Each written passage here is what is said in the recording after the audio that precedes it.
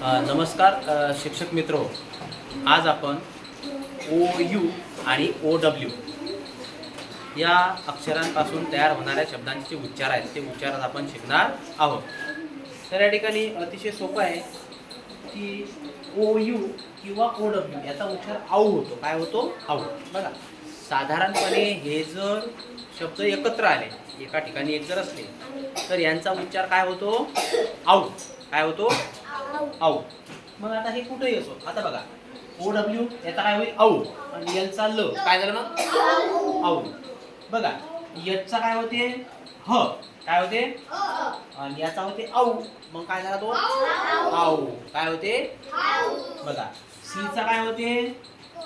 क. आणि ओ डब्ल्यूचा आऊ. मग काय झाला? काऊ. काय झाला? बघा ओ डब्ल्यूचा आऊ, डीचा ड, मग हा डाऊ, आणि यांचा न डाऊ. काय झाला? डाऊ. बघा ओ डब्ल्यूचा आऊ, मग त्याला ट, टले आऊ लागला. काय झाला?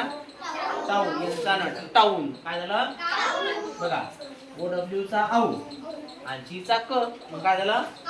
काऊ. बघा ओ डब्ल्यूचा आऊ, येच लागला हौल. काय झालं? यांचा ल हौल. ओ यूचा आऊ आणि टीचा ट, काय झाला? आऊल. ओ यूचा आऊच होते. हा अ झाला, बीचा ब झाला बाऊ. काय झाला? बाऊ. अ बाऊ. काय झाला? बाऊ. मग अशा प्रकारे आपण विद्यार्थ्यांना ओ डब्ल्यू किंवा ओ यू हे जर शब्द एकत्र असतील, त्यांच्यापासून जे काही शब्द बनतात ते शब्द शोधण्यासाठी आपल्याला प्रवृत्त करायचं आहे. तर अशा प्रकारची ही जी ट्रिक आहे, हे ट्रिक वापरायची आहे आणि विद्यार्थ्यांना वाचनासाठी आपल्याला प्रेरित करायचं आहे. आजच्यासाठी आपण इथंच थांबूया. धन्यवाद.